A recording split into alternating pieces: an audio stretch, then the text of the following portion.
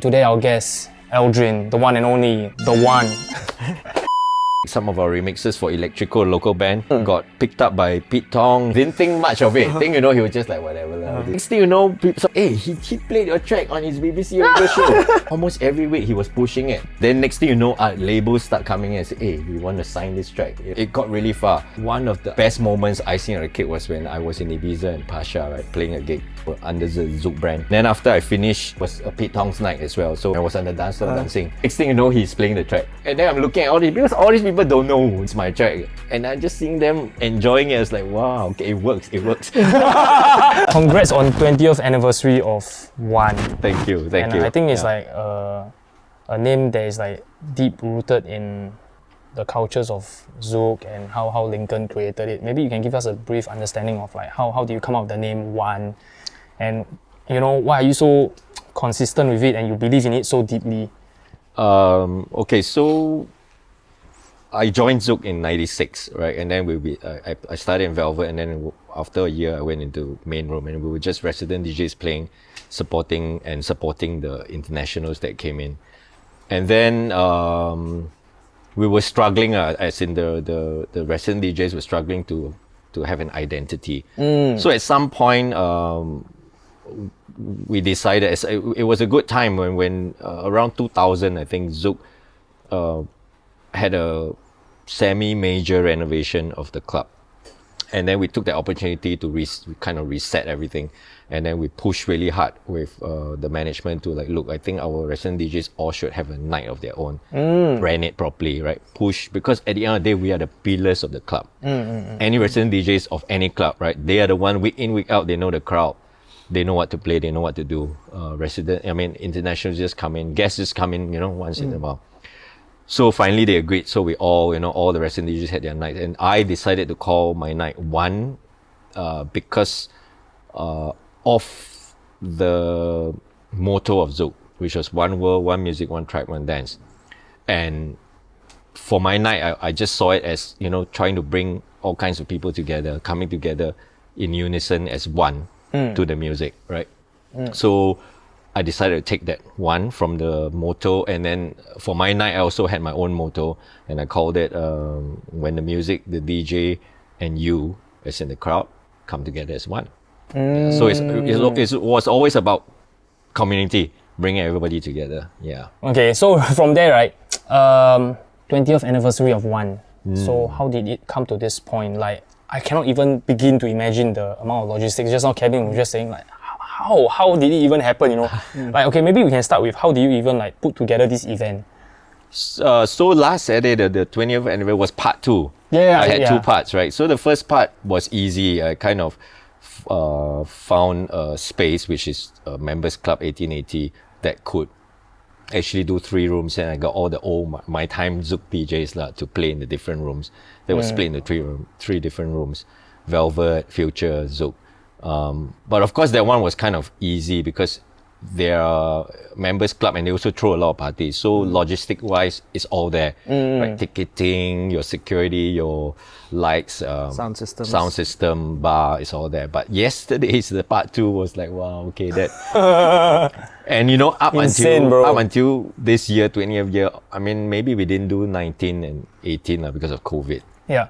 But up all those years, right, the anniversaries were always done in clubs, which was all done for, right, fully furnished. You got license and all that. So this one, wow, when I decided, I don't know why, after the moment I finished part 1, and I'm like, oh my god, why did I announce that I'm going to do part 2, right? And you can't back out already, right? Yeah. Once you say it, right, you can't back out. That's it, man. And then first and foremost, I had to go and get the licensing, and that took a while to clear because the cops were pretty particular, and because it's my first time doing it. Music licensing? No, just entertainment license and alcohol license. Or to beyond a certain hour. Right? Yeah, and you have to, because the space, is not actually meant for such an activity. And they ask a lot of questions like, wow, do you have CCTV? Do you this, do you that? Please draw us a map and show us all the locations. Like, wow. They started their investigation before the crime. So but that was the most important. Without those things, there's no party. Wait, so this is everything yourself? I did those groundwork myself first, and then eventually when I got the licenses, I roped in another friend who's a event person, and then I kind of delegated half of the job. I still look after DJ sound, and sponsorship is still my brand, so I have to be the one going out and asking people for stuff, right? But she helped me do the furniture and cleaners, bar, deal with the bars and all that. So yeah, but it was a lot of logistics. I was up until the day itself, 10 p.m. I was like stressing still. And the most stressful part when it comes to this kind of thing is ticket sales, right?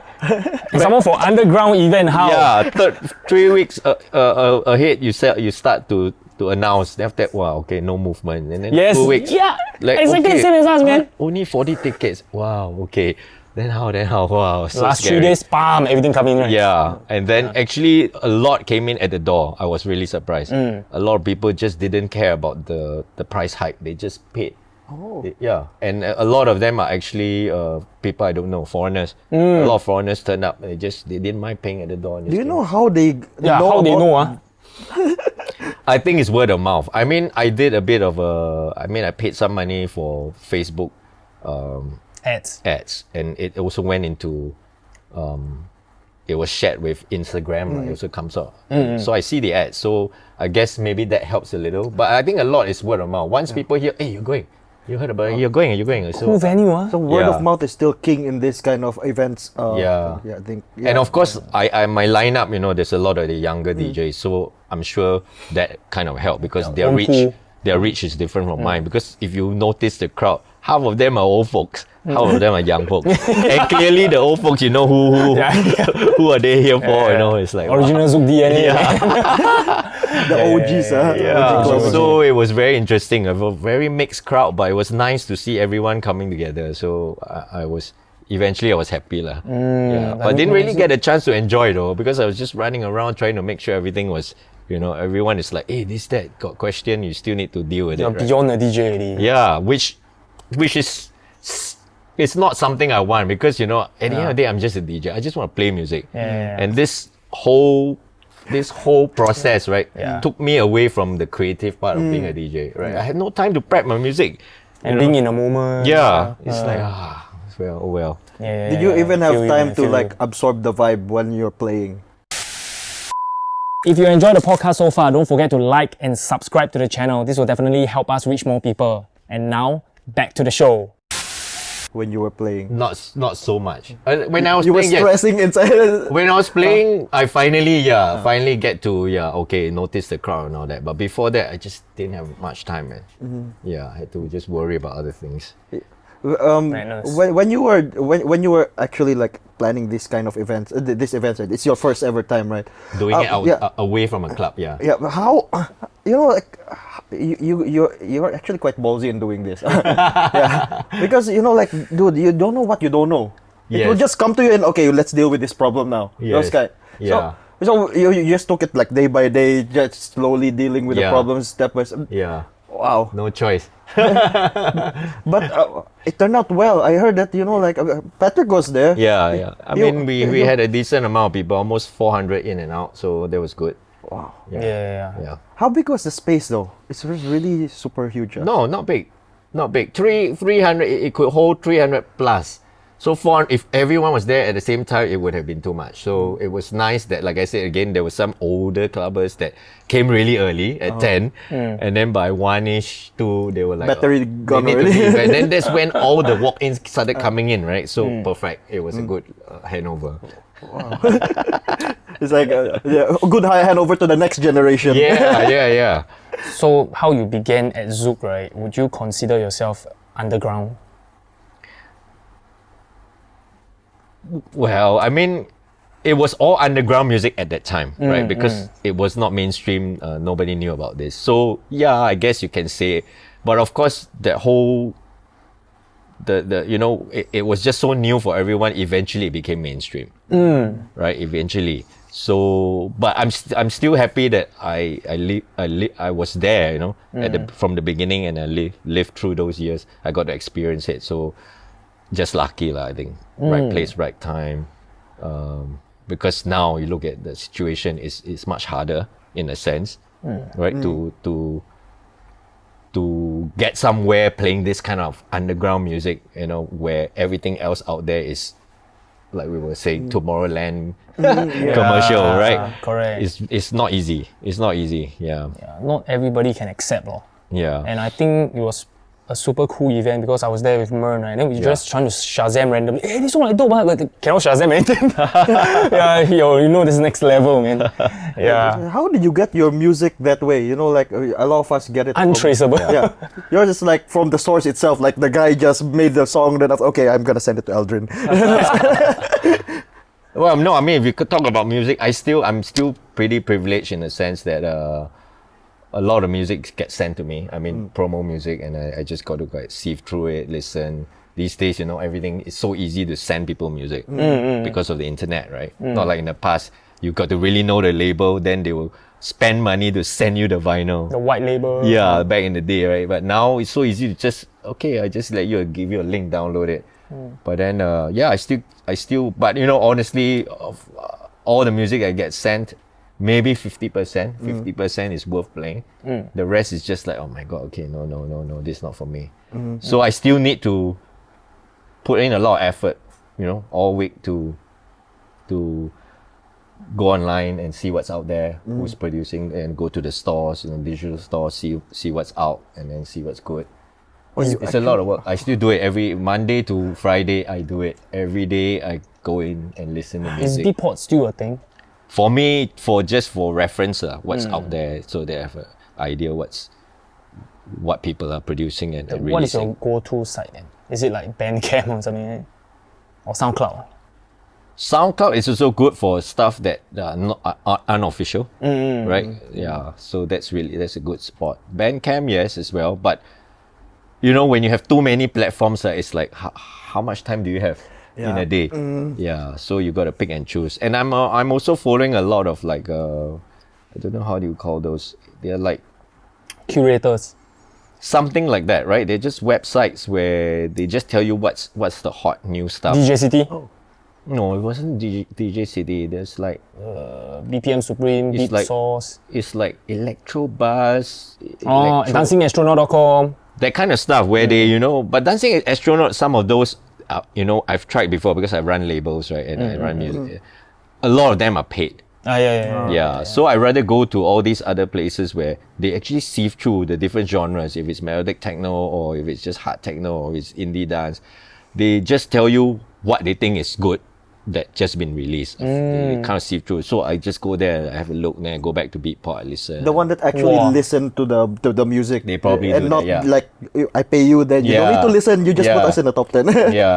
Payola. So I have a few of those that I follow. So I always just have a look what's out there. But at the end of the day, the decision is still mine. I got to make the call, man. Yeah, that are you sure this is good? I listen to it myself first. Okay, maybe I can play this. Then I'll try to download that. Yeah. Wow, that means that every single song that you download, right, is really quite a well thought out process.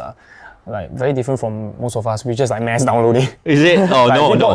Then we just download and then we like like it, then we put it on our set. We like it, put it on our set. Don't like it, then maybe can use warm up. You know. Oh, okay. No. I'm quite specific. When I'm so it's actually quite a headache because I play a lot of different sounds. Yes. So every time I hear something, I got to compartmentalize my brain. Like, okay, can it work for this?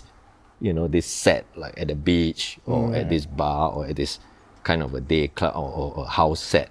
Wow. So it's like sometimes, you know, I'm sure you come across a situation where you listen to a track and then like, wow, this is crap. But actually, if you got some time and listen to it again another day or 2 days later, hey, it's actually not bad. Right? Yeah. So you know, again, you got, you know, when listening to music, trying to download shit, you got to be in the right frame of mind. If you're not in the right frame of mind, then okay, maybe it's not a good idea. I realized like the dance music DJ's definition of multi-genre, right? And both of us, we come from an open format. It's actually very different because most of the time, right, when we talk about open format, right, we are playing like 10 genres. But for, I think, house and techno DJs, you are technically playing house and techno, but it's just a lot of subgenre. So you're looking most in depth actually. Yes, very Yeah. specific sub-genre sounds lah. Yeah. Yeah, which is why the other day when I met EJ Missy and then Yeah. she was saying that, oh, John Sami is playing so many sounds, and then I couldn't get it at first. Yeah. Then I realized, oh shit, actually it's just a lot of sounds within that house genre. Yes. Yeah. Rather than like us, we can like jazz and hip hop and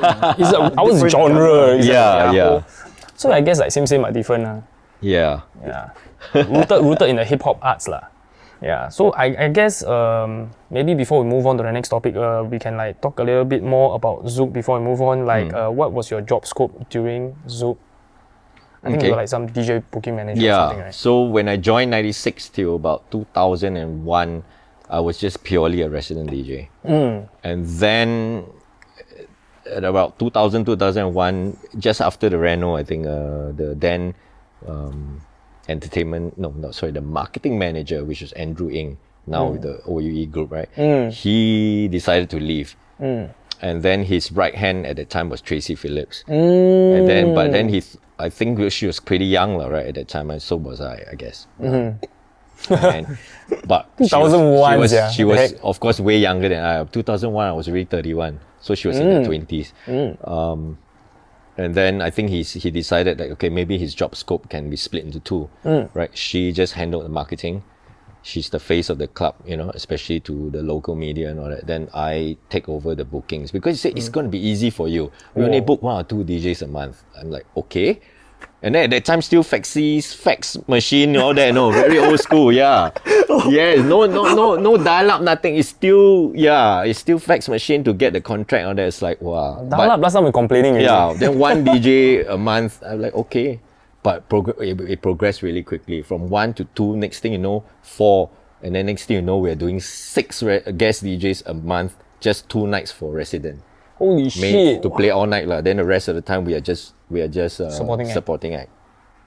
So next thing I know, I was like, wow, I thought it's going to be easy, but it was a sharp learning curve. How do you choose your new resident, your new the guest DJ? I mean, a lot of it is based on touring, right? I mean, the agents will tell you, okay, we have these people touring. There are many moving parts, It's also sometimes a situation where you want a big DJ, but the agent will play a game with you, like, okay, you book just of this combo deal. Or buy one, smaller get ones. 2 free. You help me book these few DJs first, then I give you the big one next time. That kind of. So you gotta play those kind of games. They're giving you the carrot, Yeah, that's one. And 2, they also play money game with you, like, oh, the other club say they're offering this fee.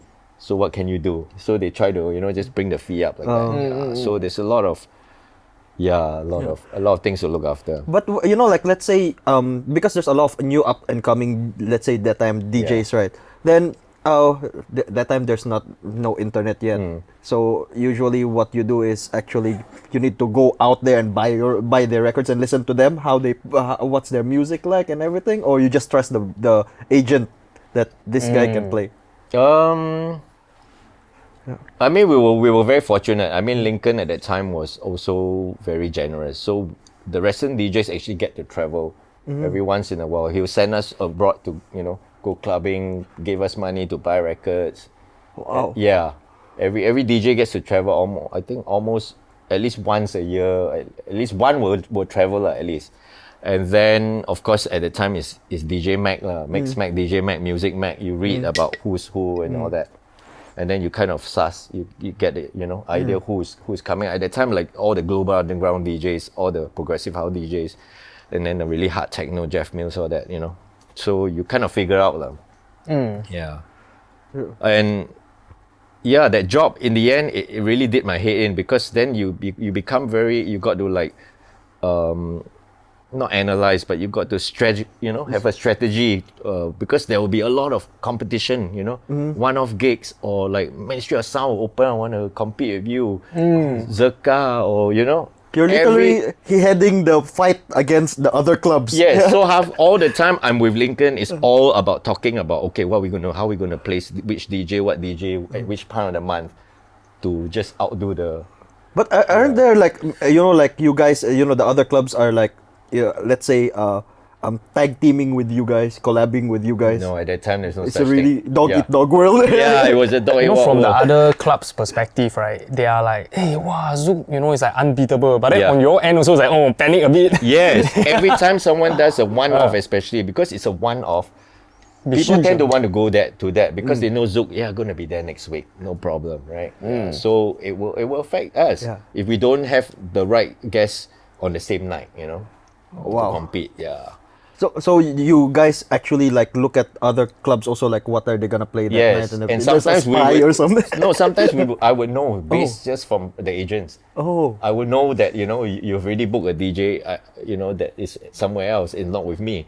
So it's like, wow, okay, yeah. Really got intelligence reports here and there. Then you connect the dots.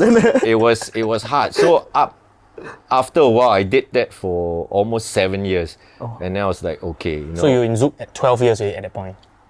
5 years resident? 96, 11 years really. And then at some point, and then at that time, from 2000, especially 2002, 2003, 4 onwards, my career as a DJ was also on the up. Traveling a lot more, I started making music. I get a lot of press coverage from foreign magazine. So it's on the up, but the thing is, like, I cannot handle it. I honestly couldn't do everything because booking DJs for Zouk was a job on its own. Yep. Right. Yeah. Then being a resident DJ, being a traveling DJ, make music is a job on its own. So at some point I was like, okay, I have to decide. And in the end I decided to be creative. I just like, okay, Lincoln, I can't do this anymore. Even if you want to hire an assistant for me, it can't be done, right? It can't be done. So I just gave it up. Is it like this kind of thing that the DJ became too big already to actually maintain its residency in that club? No, I could still be a resident at a club, but it's just that I can't do well to travel as a DJ and make music while having to worry about what's happening in the club. Because I got the experience, right? I started traveling. I have gigs, let's say in Berlin or whatever, and I'm stressing. The moment I reached Berlin, I remember when I did the Berlin, what was that parade? The Berlin parade. We had a float, right? Zouk had a float, and then we went there to play on the float. But the moment I arrived there, first thing is find the hotel room, look for the line to dial up, and then check what's going on. And then there was some issues, right, with some agent about, I think, DJ Shadow or whatever. And I had to go and deal with that the entire time. So I'm like, Isn't there anybody like your number two? Like there your wasn't, at that training, time, your protege? There wasn't any. I mean, there was someone helping me with like the back end paperwork and all that, but that's all. But still, dealing with the agents, it has to be me, right? I'm the face of the club with all these foreign agents. So a lot of that kind of thing happened, and after a while, I was like, okay, I can't do this. I mean, I love the club, but I still want to be a DJ. I still want to make music. I want to travel. I want to do all this, right? So in the end, I was like, okay, the booking has to go. Do you still manage to play at Zouk without the booking responsibility? Yes. So after I left the booking responsibility, I kind of left the club officially as a full-time resident because I wanted to pursue a traveling DJ, like international DJ career. Thankfully, and also because Zouk is just the way it is back then, they don't want me to play anywhere else in Singapore. Okay. So we cut a deal. So I continue my nights there once every 2 months, but then I'm not allowed to play any of the other clubs in Singapore. So that went on for a couple of years, for quite a number of years until 2013. That was fine. That was great for me. I mean, I have like a backing there, right? While I just worry about the traveling gigs, the foreign gigs. But that was also like a bubble for me. I was stuck in a bubble because I'm just doing my thing, happy to just play Zouk, and then I just care about my foreign gigs. But whatever that was developing in the Singapore underground scene, I had no idea because I'm not part of it. Yeah. And I don't really go out so much, right? So you got disconnected. I got disconnected. So when the bubble burst, as in when EDM suddenly came in around 2010, right, onwards, boom, and I was like, hey, the nights were in Zouk started to get really hard to play because the residents then were already. Were you there already then? No. They were just giving it to the crowd. Whatever the crowd wants, they just play. Right? So every 2 months when I played there, I could feel the change. The crowd was changing, and then they were showing me phone and all the requests. I'm like, I don't play this kind of sound, but then they want that, right? And then it's affecting my turnout. And then by 2013 was like, okay, I can't do main room anymore. Even Wayne at that time said, yeah, let's move it to Velvet. Yeah. And then that was when everything just started going down really, because then a lot of things were already happening on the outside in Singapore. There was Kyo, and then eventually it was Kilo. There was Canvas, Tough Club. Tough Club much later, yeah. So, and I was, like you said, disengaged with the whole scene. There was a new bunch of new younger DJs and promoters and club owners and, supporters, which I had no idea who they are. So by 2015, I think, I just did Velvet for another 1-2 years. And then by about 2014, 2015, okay, I just can't do Zouk anymore. And Zouk was also trying to do underground in Velvet, which wasn't working out. Were you still touring around while also? Okay, so when EDM came into the picture, that also affected all the touring gigs because all the big clubs, right? I played like in Korea, in Thailand, everyone lock, stock, barrel was moving into EDM. So it's like, if you don't play that sound, you're not going to play in these big clubs, right? And my network was just this network. I have no idea about underground everywhere. And I'm sure all these other smaller cities, the underground was all tiny and they're very underground, all slowly growing, right? Organically growing, which I had no idea who they are. So the moment I left Zouk, wow, it was hard. But why didn't you use a booking agent, something like Super Modified? I did. I was with Super Modified. Oh, you Super Modified? Yeah, I was with Super Modified. Yeah. But then what happened? But because at the time everything was all about EDM. That sound. Yeah, it was all about EDM. There was hardly any underground for a long time. Yeah, so it was really hard. Yeah. But you stuck to it lah, underground. I mean, I listened to the EDM. I was like, cringe, man. Some beats, some parts of it I like, the energy, the beats. But the moment it drops and then the vocal come in, to me, I was never a big fan of trance. So I feel EDM is like a lot of trance. There's a bit of electro and pop. It's all put together into this sound that, just took over the world. Yeah, so, I wasn't going to play that sound. There's no way. I just couldn't. And then just scratch head for a couple of years. I was like, okay. Okay lah, you can die with the sense of pride that you never put your hands up. Oh man! But I'm pretty sure there's a lot more gigs like in Europe that still plays the underground sound, like Ibiza and all that. Yeah. So I mean, like I said, I lost the moment that all that happened. I lost my mojo, right? So especially after when I lost the so-called bi-monthly residency at Zouk, that kind of affected everything, right? I mean, it's because that was a leverage as well to kind of get your gigs elsewhere and all that. And I wasn't really very hands-on with building to be honest, I wasn't very hands-on with building my network properly. Because honest truth, I was just having a good time. Too much of a good time. Too much of a good time. I feel you so much. Too much of a good time that I just forgot, about that bit of it. And then I swear Zouk got like some sorcery inside there, man. I was also having too much of a good time. Then come on, oh my god, the real world. Yeah, the moment I left Zouk, because I mean, like I said, I was in a bubble. They paid me very well. So then suddenly you get out and then you realize the underground, oh my god, okay, how am I going to survive with this kind of fee, right? It's like, oh shit, and the following suddenly it's just like overnight, totally different crowd, right? And then I don't have that, I don't know these people, they don't know me. So it took many years to slowly get back into a new scene. Yeah.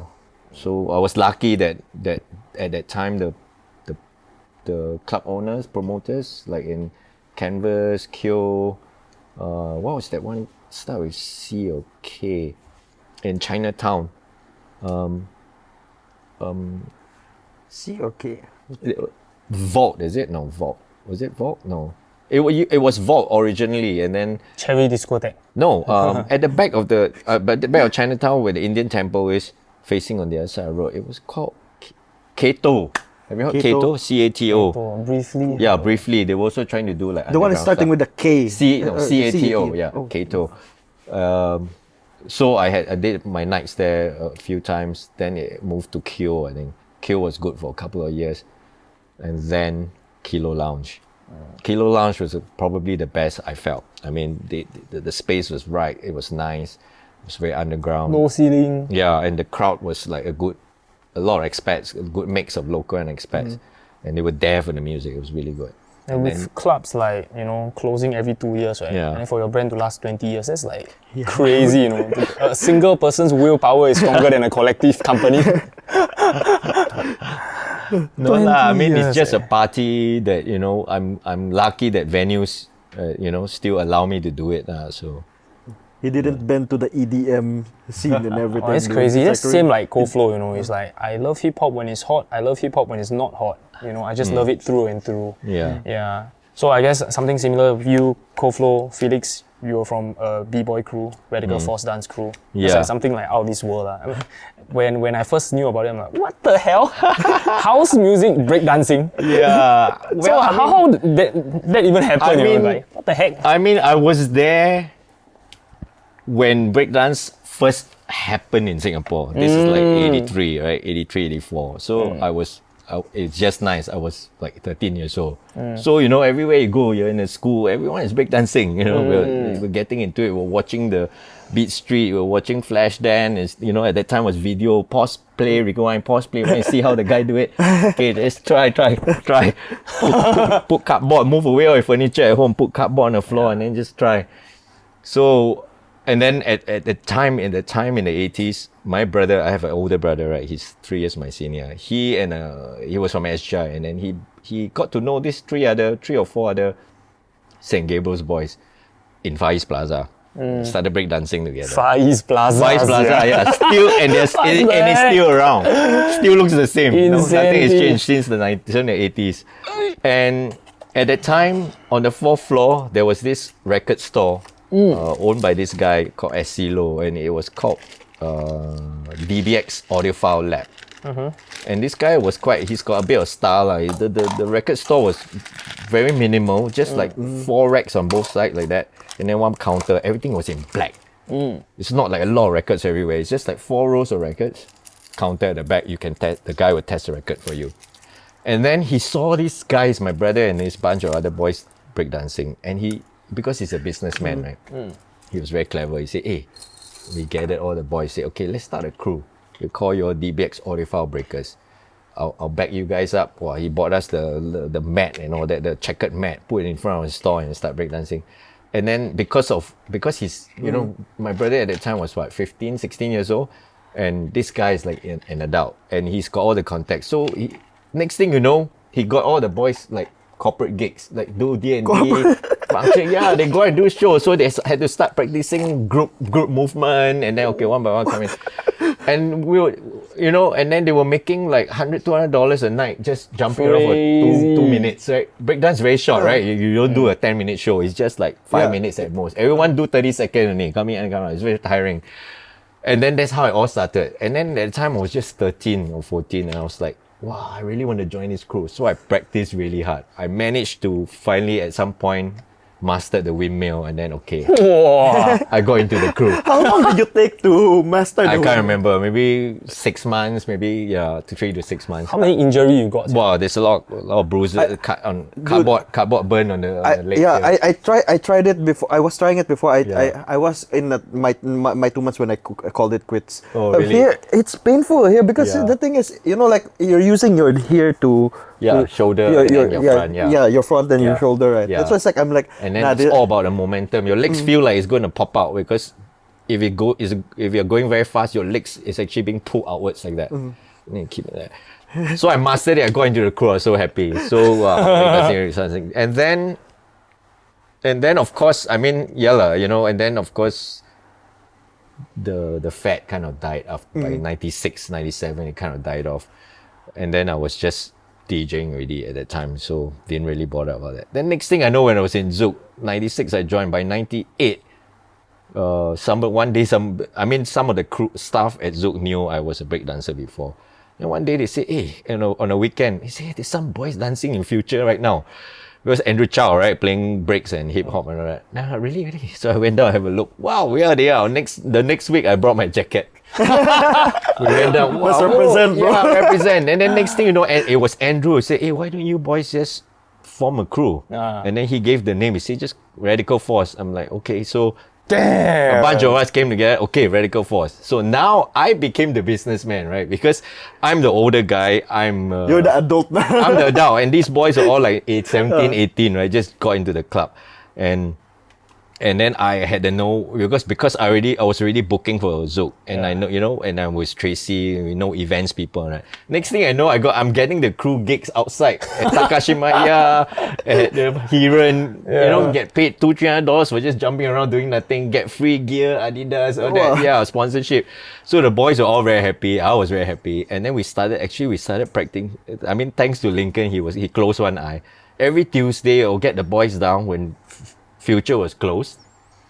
We would just get the boys in, turn on the sound system, play music, and then we all practice. Crazy. And Tuesday night practicing. I was literally with Felix, and the story he literally just repeated me word for word. Yeah. Exactly. Holy shit. Then you can see the eyes, like Felix's eyes, like he's still like, wow, remember the past, so exciting. Yeah. That's so crazy. Your dance studio is Zouk. Manners, bro. So practicing there, and after that, then of course, once everyone got really good, and then because Zouk always had a lot of events, then we get the boys in, Adidas event, whatever event, this event, wow, the boys. Early hour showcase set. Yeah. So, and then after a while, I mean, I was doing a lot of the bookings. I was doing my head in already, right? And then I was also making music, trying to be a international DJ. So at some point, I was like, okay. Wow. I can't do this. I can't keep breakdancing because, that needs a lot of time as well to really master, and the moves are all getting better and better and better. So in the end, I just like, okay, I think the crew can still go on, but it can't be me, right? I can just support from far behind. So I just figured, okay, of all the boys, maybe Felix has a good chance, right, to kind of just get going. And then next thing you know, I just like, okay, Felix, the reins over to you. Wow. One gen to the next. And I think he did a way better job than I could have, because I think he's got a bit more of a business sensibility in him. Yeah, way more than I did. And I have to give it to him, hats off, he really looked after the crew. Like, he will find, like, I mean, no offense to the racers and all that, but the rest weren't really up for like wanting to build and just do a lot of things, right? They just want to lepak, right? All the boys. So luckily Felix was there to, do the business side of things, and he gave them jobs, right? He created jobs, started a studio, gave them jobs to be instructors and all that. So hats off to him. And then in the end, opened up a studio and then launched one of the biggest hip hop jams in this part of the world. Asia. Yeah, that's been going on for like the last 10 over years. Like, wow. So fucking Felix, crazy. champs. And then now Start Republic, which is another thing altogether. So like, wow, hats off to him. So I'm glad that he took over and still kept the RF name alive. Yeah. You guys are hustlers, man. So I think he's like the sage, he's like, hey, all this business shit, not my thing. I'm gonna stick to what I'm good at, which is the creative part. Yeah. And I think you like kind of embrace it because most people will try to half-ass everything, but for you it's like, it's like zen, you are zen dude. You are really zen, like, okay, I just focus on this. I just, honestly, a lot of it is because I just don't want to deal with the stress of, with managing people and all that. How do you know when to call it like, okay, I think I cannot do it anymore? Yeah, like, hard, because like you got all these things going on. Then after suddenly, like, okay, I think I really cannot do it. Yeah.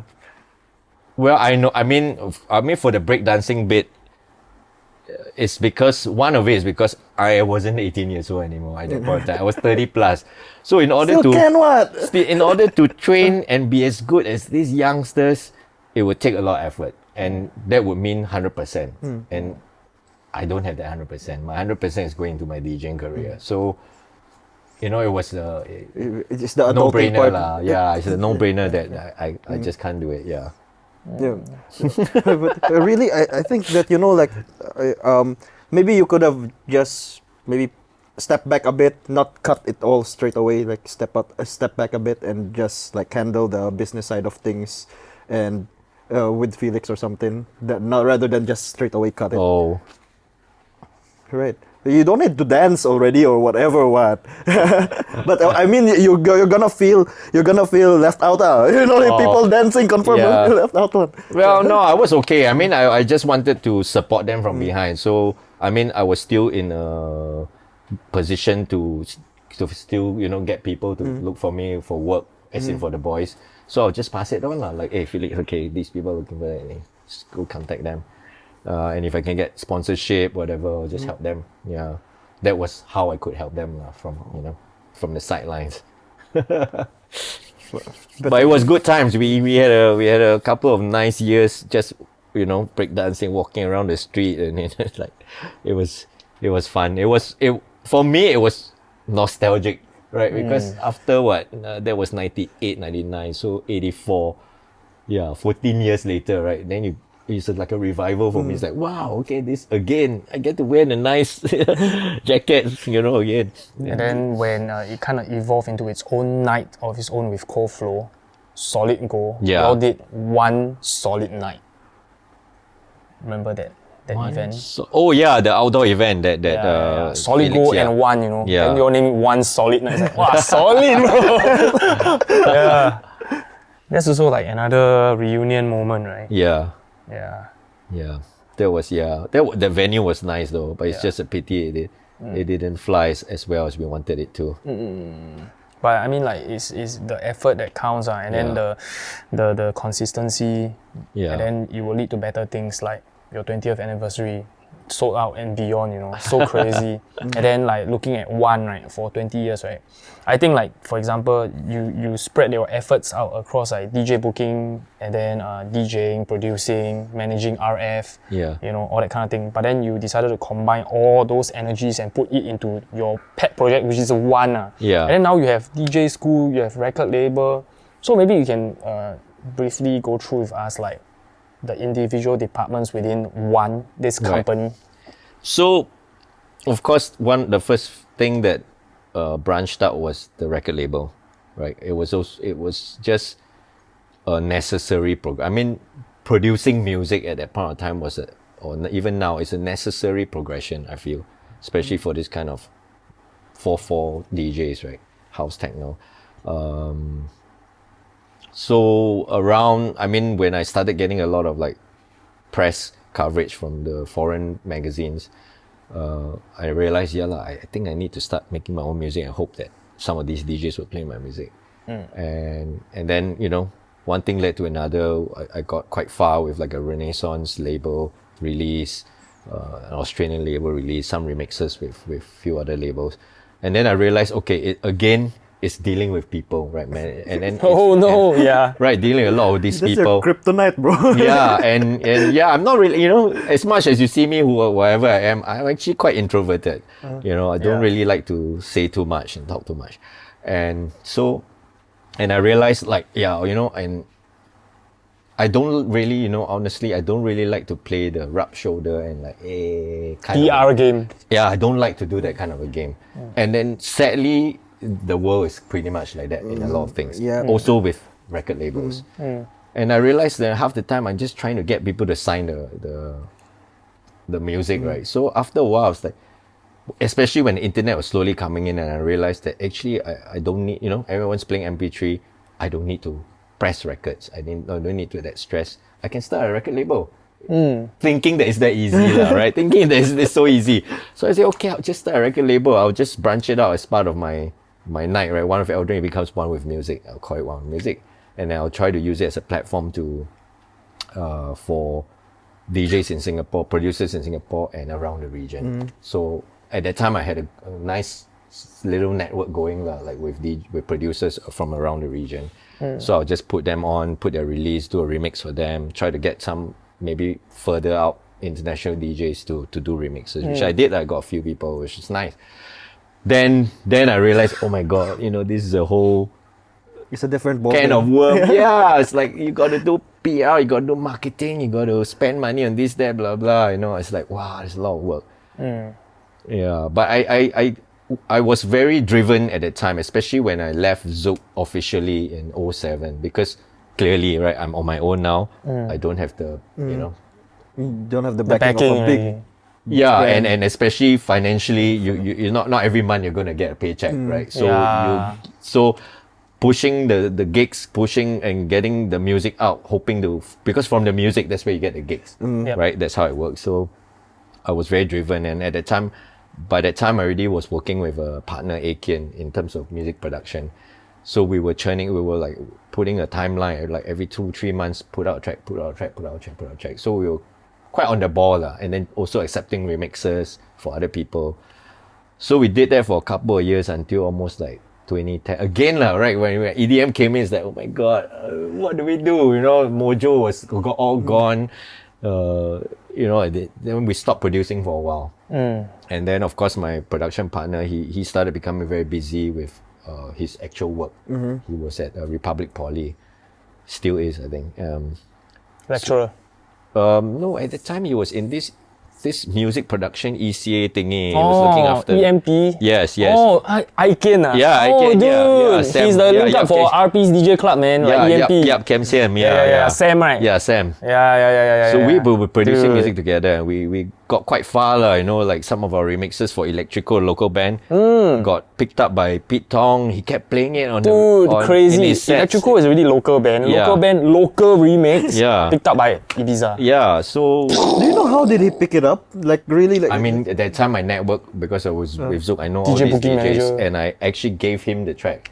Didn't think much of it. Think, he was just like, whatever, this guy, Asian fella, right? And then next thing you know, someone's like, hey, he played your track on his BBC radio show. I'm like, what? Really? And then almost every week he was pushing it. And then next thing you know, labels start coming in and say, hey, we want to sign this track. Whoa. People want to sign. Blah, blah. So it got really far. And then I tell you, one of the best moments icing on the cake was when I was in Ibiza and Pasha, right, playing a gig, there for under the Zouk brand. And then after I finished, it was a Pete Tong's night as well, so he played after me. So I just left the DJ booth, go around, and I was on the dance floor dancing. And then the next thing you know, he's playing the track.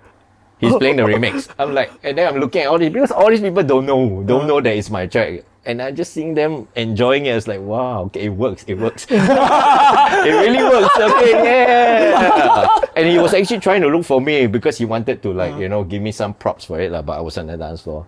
But that was a really nice feeling with everyone just going crazy. I was like, wow. that's the ultimate thing. Yeah. Pete Tong is like literally playing your. Yo, back Yeah. then Zouk is so fucking powerful. I was watching the 2005 Zouk 21st anniversary 5-minute documentary or something. Then Lincoln was like introducing, hey, yeah, it's our 21st anniversary.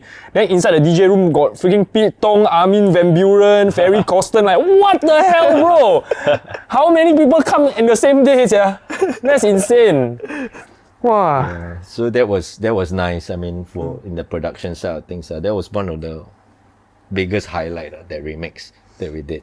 So another quite interesting thing is because clearly you play to underground crowd, right? Do they give you song requests? No. Right? No. Okay, that's perfect, right? No. Yeah. So they come fully willing to let go and let you entertain Yes, them. the underground crowd is very open-minded. open-minded. It's really like trust. Trust. I mean, Trust, of course, still it still depends highly on the programming of the DJ, right? I mean, if you program it wrongly, then they'll feel it too. They'll be like, hey, it's not so good, boring. But that's how we tell the difference. There are no hits. I mean, it's not like not EDM, hit after hit after hit. Or even hip hop is mostly hit after hit after hit.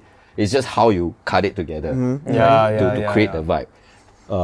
But with underground, you don't need to play any hits. It's about the feels, really. Yeah. Just close your eyes and and it's just about building it to make, let's say, this a hit when it's actually not a hit. But you just build it so that they sound like a hit. Yeah, so When I was at that's his the night, different right? style. When I was at his night, the DJ not rush on. Everybody just like vibe, man. and then they trust the crowd. They won't leave. They will wait for my next song. Then they just vibe. Yeah. Not like us, we like rush, next song, next song, next song. Yeah. Wow, fucking flow. I love it. Yeah. And during the Sivanesh set, wow. Yeah, he played a really good set. Sivanesh, I think, was the highlight. Him and Erwin. Yeah. Super crazy. Those are the talented ones that's going up right now.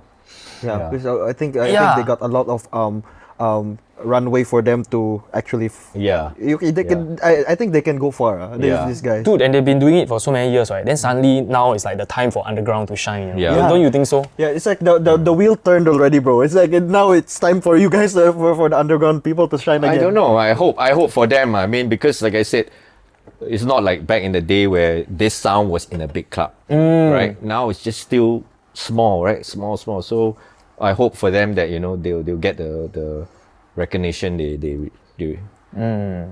deserve. So other than one with music, which is a record label, you're releasing quite a lot of stuff like the pandemic sounds and all that kind of things. And then other than that, you also have DJ school, right? So Yeah, that was that one was purely based because of COVID. Yeah, it's like, okay, I got no work, absolutely zero work. What the hell am I gonna do? Okay, maybe I just try to teach her, right? And then and then again, that's another whole can of worms because it's like our common theme today, bro. it's like tuition, right? Which means again, there's a whole network of marketing that you need to learn how to do. Yeah. And You need to deal with parents also. I see your two terms and condition. Hey, if you want to reschedule, we just try to reschedule it. Yeah, So must make sure two people can make it. there's it's like, I mean, it's like if you teach mathematics, you can teach from primary school all the way to uni. But this is not the same, right? Most people just want to know what it's all about. And after the first 4 lesson introductory, they won't continue. So that means you got to keep looking for new students all the time, which was very hard work. Yeah. So I'm glad the pandemic is over and I got gigs because I can't just, I can't do that all the time. I love it though. I love sharing the knowledge and seeing people get it. It's like, wow, okay, enjoying it. It's fun. But Sounds to me you need an administrative person so that you can fuel all keep your looking, creativity. yes, exactly. You're right. Yeah, Maybe I should. I Hire mean, like, someone look at intern. freaking, like, I always give this example, like Tom Ford, Yeah. Because Tom Ford is the guy, Yeah. the creative, but then he has a business partner. Yeah. Right. Yeah, Okay. So Yeah, maybe. dude. It's high time. It's high time. Yeah. So that you can focus more on other things rather than looking for people. Since you're an introvert as well, you don't want to look for people. Yeah. And then, during COVID, how was it like, like you are just purely doing DJing, right? Were you like one of the lucky ones that, okay, I earn enough from Zouk and then I save up and then during pandemic, I'm like fine, or you are like doing other part-time jobs? No, I didn't. I did not want to do any other part-time jobs. A few friends tried to help me to suggest doing like even simple things like administrative work to help what do you call those things? Webinars, right? Run webinars. Just basically run webinars. The producer, right? The one The one at the back, make sure it starts, everyone is in, and then, you put up like certain backdrops and charts and all that. So I sat in for a few dry runs, right? Just to have a look. Wow, it was so corporate that I just couldn't deal with it. First thing and foremost, waking up at 8, 9 in the morning was like, what? And getting ready by 9 o'clock to do a webinar, I'm like, what? No. But in the end, I didn't do it. But not bad. The money there, right? It's literally like not bad. And you most of the time you're just sitting down and just like switch. Chill, yeah. Switch. Yeah. Okay, that's like that only. Yeah. But the back end before that, all the email sending back and forth, it was so corporate for me, and I just don't like corporate culture. Right? Yeah, circling back. Exactly. As per my last. Yeah. So in the end, it was a friend who was trying to help me out. I said, okay, I still want to be friends with you, but I don't want to do this. It would just do my head in, and I just didn't want to do it, lah. So I refused to do that, and also because the government was supposedly giving out money to all of us freelancers, right? I think over the course of, I don't know, a year, it was like 9 to 10K or something like that. But I didn't get any of it. I didn't get any of it as well. Why? they said that you need to register as a freelancer long ago. Oh, okay. I didn't register at all as a freelancer. I felt that I passed all the criteria except at that point of time I own a private apartment, and they put a cap on the annual value of your. This guy too rich already. Yeah. But I'm thinking like, what do you want me to do? Sell?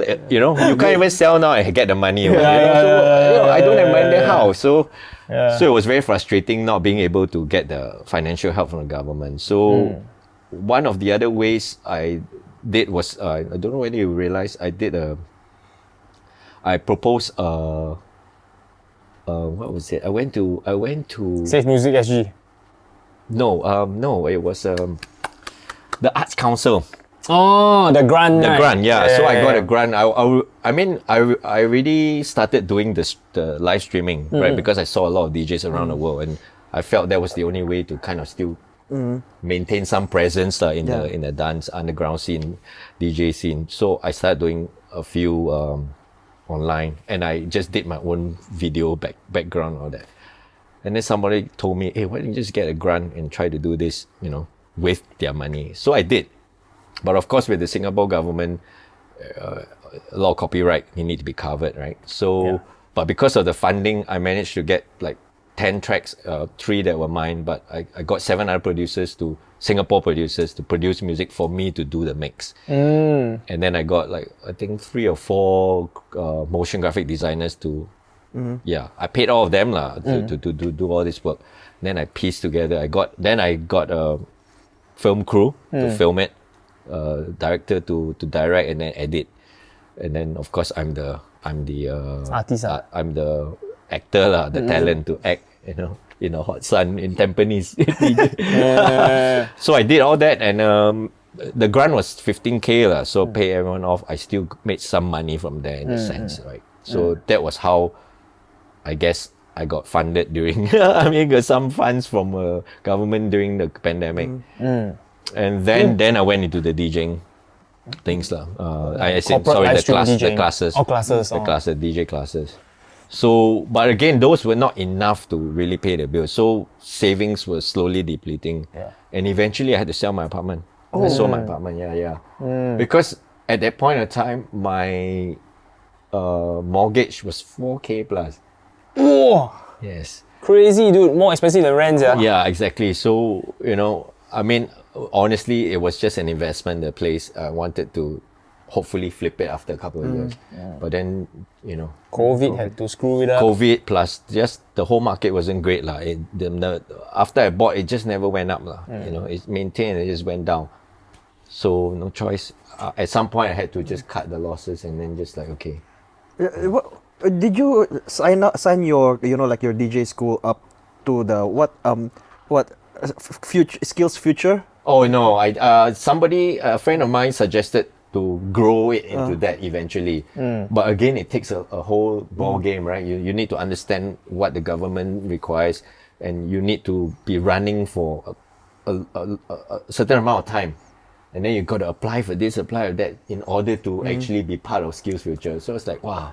Need a lot of certification. Yeah, and you it just can't be me. You need it needs to be a school. It needs to have MOE certificate all. No, not just that. More so like you need it can't just be me teaching. It has to be a proper school where you have a team of teachers. Can't be just me. Then how are you gonna fund that if there's COVID this year? Exactly. So in the end, I didn't pursue that avenue because I was like, okay, it's a bit too much work, and I'm not sure whether I really want to go into that. You look at people like Gemstar, make it look easy, man. Yeah. Craziness. He's already established. This guy is crazy, dude. Yeah. Yeah, but then again, his focus is that, you see. Exactly. So it really takes it's a full-time thing. Yeah. It's really I didn't really want to do that. So. So when your DJ school, how many students are you actually like handling throughout the COVID times? Let's say per month. Wow, on average maybe three a month maybe. You're the only one that's teaching them. Yeah. How's the age group, like very young? No, actually mostly adults. They're mostly in their 40s, 50s. Yeah. The spending power. Yeah, and a lot of them just nothing else better to do. And they want to get out of the house. Right? They want to get out of the house, they want to get away from their kids and their wife, and yeah, and they just want to know a little bit what's going on, what DJs are doing. But they, it's not like they're gonna turn pro the next day. I think these people are the ones that like, since nothing to do now, and work is there's not much work as well. Might as well find something else to do. Yeah. That I haven't have time to do when there wasn't any COVID. So that's what they did. Yeah. Exactly the same. Like, in COVID, we all start to register for masterclass, all that kind of shit, Yeah. Anyways, right, on a side note, right, this is the guy, right, that is responsible for us having our show at Tough Club. Without him, right, it's impossible, dude. He gave us the contact and everything, and then, from there we made it happen. Man, really full circle, man, full circle. Good job. So for Tough Club, I think we also playing quite a lot of shows for them. Also. Yeah. And then eventually they level up to another venue called Modular, right? Yeah. So do you feel like they are like the heart of underground music and like everything that's like revolving around them? At the moment, yeah. I mean, if you talk about underground actual clubs, they are the only ones. Everything else that is underground are just pop-ups. Everyone's just doing, the different collectives that are doing the small little things here and there. So, yeah, kudos to them. I mean, I don't know how the business plan is to have 3 running at the same time, gunning for the same crowd. Yeah. Right? So, and it's like most nights they are like having concurrent events, Yeah. and they somehow manage to not eat each other. Yeah. It's like they are still able to target the different subgroups. Yeah. Yeah, that's like damn insane. I don't understand how they do it. I can see that Tough Club is like a restaurant on the date. yes. Daytime, Apparently right? very good dim sum. Yeah. You should go We there. didn't go to a Tough Club in a day, bro. Tough Club, eat dim sum, bro. Yeah. Yeah, but I think that's one of the ways that like they can, Takeaways, bro. Dim sum. Dude, the underground music is powered by dim sum now, bro. Like Ikigai also are now powered by Japanese food. Yeah. So yeah, I think that's how they manage to stay afloat and do more events at night because of the restaurant. I guess also to keep the purity of the sound, because I think if you want to have an underground music brand, right, you have to like stand your ground, When the time comes to sell out, right, you must tide through the selling out phase, and then before you come back up again. Yeah, no, I mean, it's good that you say that, because a good clear example is Zouk. Because they've been trying really hard to do a lot of underground stuff now, but it's very hard for them, I think. They've been trying to do a few nights, and I tried to play for them as well in the Future room. But once you have a room, for example, Future, that has been just full-on hip-hop day in, day out, it's hard to just try to tell people like, hey, we're doing an underground night here. And dance music. Yeah, so that's, if you, like you said about Tough and all that, where they like stay true to their sound, right? For Revelry, this collective, right, we are a group where we believe that Justin Bieber has an equally good opportunity to make good music like Solomon. We love the underground, we love the mainstream. Yeah. And we always say that, right, it is harder for the underground people to accept us.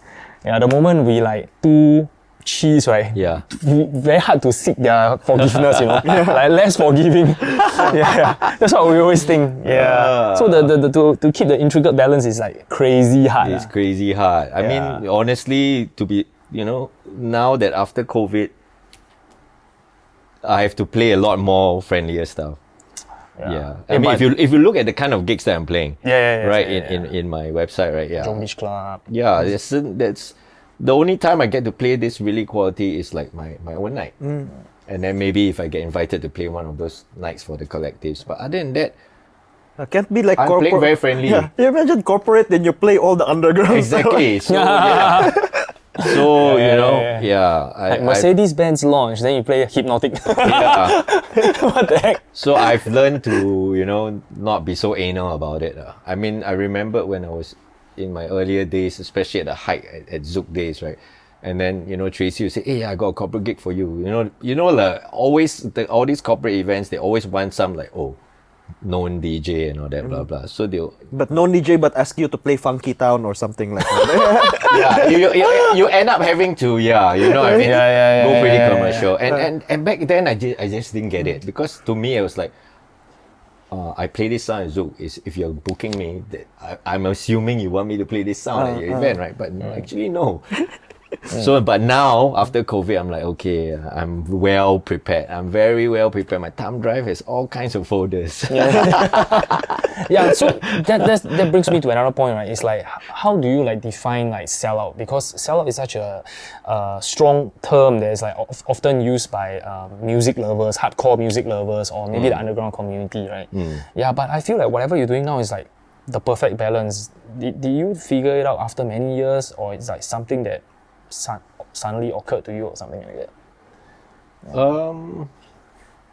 I don't know. It's really strange. I feel like COVID kind of reset everything for me. Yeah. And the moment everything opened up, I started playing a few parties that were just non-underground. And I don't know about you guys, but for me, I suddenly feel that the people after COVID that go out, that want to party, want to spend money, they are not people that, how do I put this? Like, okay, I grew up through Zouk, right?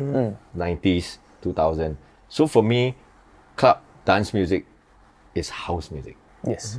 And it's that kind of, I mean, the history is from back then. But I feel that a lot of people that are really going out there now, apart from the underground scene, right? Just general people who just want to party, go out.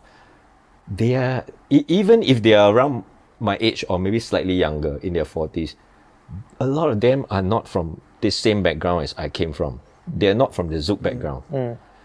And so their music knowledge to me is either they were pop, hip-hop, R&B, and if they got into any dance music, it would have been EDM. Big room. Big room EDM, yeah. So that's their idea of party music. Hip-hop, R&B, or EDM. So that's when I realized, okay, you know, if these are the people that are spending money and going out there and I'm getting booked at all these gigs, then what? If you want these gigs, you want to play these gigs, then you got to kind of play. So what's your go-to big room EDM? I wouldn't play EDM now, but I mean, there's still, you know, those few classics, right, that from the 2007, 2010. Like Ultranet or this? No, I mean, like your We Found Love, your levels, the more house-based one, not so big room. Yeah, not so, you know, Avicii kind of stuff. It always works, right? Your guitars, and all that. Oh, that means it's like you are just picking the classics. It's not just hits. It has to be like a. Yeah, I mean, I feel that they know that, and I'm willing to still play those. Yeah, right. A good balance, not too. And then I feel like all the so-called like Guetta and Tiesto, they've already moved away from that. Whatever they're making now is very housey. It's just pop housey, right? Your A craze and all that. Oh, A craze. Then, you know. Do you know the recent Calvin Harris started to do like minimal techno? Yes, yeah. Will you play that kind? If the crowd gets it, but sometimes, you know, I feel a lot of them, they're not, you know, as DJs, you're always more advanced than the crowd in general. You can't keep playing the latest, especially for this kind of crowd, because they just want to know the familiar and the hits. And also older also. So, which in a way is good, because for underground, that's a different ball game. We always, you know, super cutting edge. Yeah, always looking for the new. Do you still do that? Like, was it you play all this commercial stuff there? Then after that, you'll slide in some underground stuff. Just I'll never do that. Just for fun. No, Sekali scare them away. Very risky, right? Yeah. But I mean, right, like, you know, going back to your question, you know, that, like, so for right now, whatever gigs I'm getting, to me, it's like, I don't want to waste my time, as in, like, if this is what I'm getting, this kind of a crowd that has this kind of music background, I'll just play it like that, you know, so everyone have a good time. Because originally, the DJ's job is to make people dance. Back to the roots. Then after they dance already, then we think about style. So only when it comes to underground, then okay. Wow. I have free play. I would just try to push, you know, the underground stuff, new stuff, especially new stuff. But yeah, if you, like I say, if you look at my gig list, a lot of it, I play very friendly. To a point, I play so much of those gigs that I'm actually making my own edits so that I don't cringe playing the original. I don't cringe playing the original. You know? I make like disco versions of it that okay, still sound not bad. I can play it. Yeah. Yeah, So, the time when we were DJing for It's the Ship, right? And then they launched the first DJ set, and then they asked everybody kind of watch, right? Is a Purple Disco Machine. Right? Yeah, Wow, okay. Everybody grooving, you know, Yeah. like house music is now, you know, Yeah. house, techno. Yeah. Yeah, so yeah, definitely like looking forward to that one. So also another thing that is very significant in Singapore, right, is this thing called siam. Have you heard of it? No, what is that? Oh my god, you don't know siam. Siam Teo. What is siam? Wow, this one is like next level, man. Thai disco, bro. Oh, okay. Yeah. Okay. Have you been to one? Once I think. Yeah. Not Did my you thing, did not you my hang thing. flower? No, no hang flower. No, I was just like, oh my god. Okay, Is it maybe like it's too my much first like- and last. Too much like stimulations, the lights, the music, and like so much, but like very jarring. It's like the complete opposite of like underground, where underground is just red. Yeah. Yeah.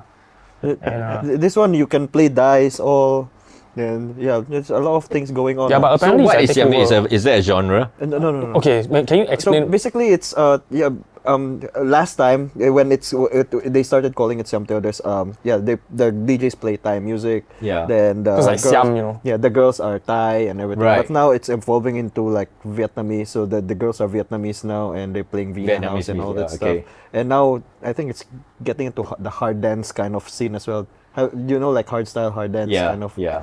Yeah. It's so fast. The BPM was like, wow. Okay. Yeah. They dance differently on those genres as well. Vibrate. Yeah, it's not like hip hop and everything. They just groove and everything, right? But this one is really like fast movements and sometimes vibrate because they, I don't know, they just fist pumping kind of thing. So apparently they're taking over Singapore, basically. Really? Yeah, a lot of Wow. mainstream clubs, right, are like being taken over by them. Yeah. Like I think recently announced Prism, right? Not got bought over.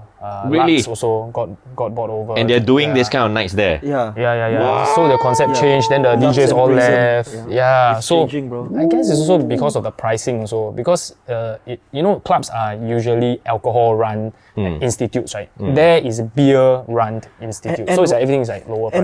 And one more thing about Right. the culture there is that for clubs, right, you need to dress up and all that stuff. There you Wear can just slipper wear a also, yeah. slipper and maybe covered shoes and shorts. You can just go in. Right. And and you can just have fun with your friends. You don't need to like really dress up. Yeah. So I think it's more of a culture as well. Like Singaporeans like to really. Sometimes some of them will like to chill, go out. Yeah. Like just drink with your friends. Yeah. Not really dress up. No, they don't really want to tackle girls or whatever. They just want the girls are already there. No need to tackle. Yeah, and in that sense, right, it's affecting what normal mainstream clubs like Zouk is playing also. Because now Singaporeans are attuned to that already. It's like, oh, I like to hear this like hard dance music. So what are you normal clubs gonna do? Yeah, so Wow. Okay, that's interesting. Wow. yeah, But- it's like a intrinsically Singaporean thing now taking over. But I can feel that there's somewhat of a fight going on because was at the underground, the techno techno and house scene is going up as well, rising up. Then this scene is also rising up. Then now it's like gonna have a battle soon. Which one is gonna be the more popular kind of culture that Singapore is gonna have? Because this Siam Teo scene has been there for a while already, but now it's the time that is really rising up. Yeah. The techno scene and house scene, right? It has been there, but it mellowed down. But now it's rising up because of a few very popular tracks. Yeah, like all your Fisher. Yeah, because of TikTok. TikTok actually showed a lot of it became popular in TikTok and everything. All this music. So right now I think there's gonna be a competition between these two kinds of. Wow. scene. Okay. Interesting, man. I didn't know those clubs that you mentioned got bought over and now turning into or they are already. Just only recently. Okay. Yeah. And then they got so much funding, right, that now their facilities, right, are like comparable with Zouk Marquee. Yeah, it's so crazy. Their sound system, their lighting, Yeah. all. Wow. Some of them right. got what they call screens on the ceiling, like really like koi fishes, like Zouk like that. Wow, okay. Yeah. So, Yeah. So I guess like everybody's upping their game lah.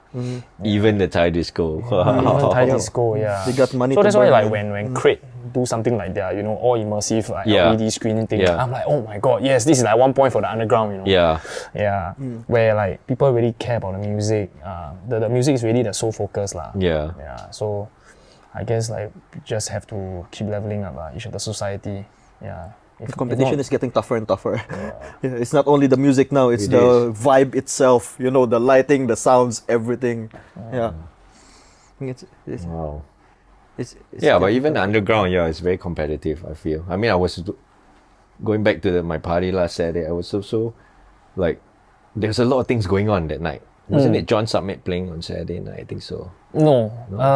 Your event is 1 week. Oh, after, it was after John Summit. it was the tipsy club thingy on the beach, the trance party, right? yeah.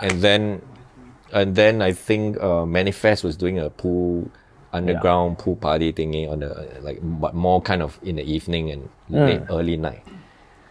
And then Tough Club, of course, Tough Club and all the other their 2 outlets, they were all having DJs playing. So a lot of Got a things lot of going competition. on. And it's because I feel underground it's just this few 100 people, right? 1,000 maybe the most, 1,005. So, you know, it's not a lot. It's not a lot of people to tap on. So it was like, wow, lucky. That happened to us as well when who came and play. Then we like let's not do our night at this night because we changed our night because Will Sparks. Will Sparks Oh, was playing. okay. So he originally was like bounce and big room EDM, and then he converted now to big room techno, and eventually like hard tech. Yeah. Yeah. So and then we wanted to do a techno night as well, but then oh shit, Marquee got Will Sparks, let's switch our dates, man. Right. So do you all do this kind of thing, like link up for underground people, like hey, you're gonna do your event this date, let me change date, or?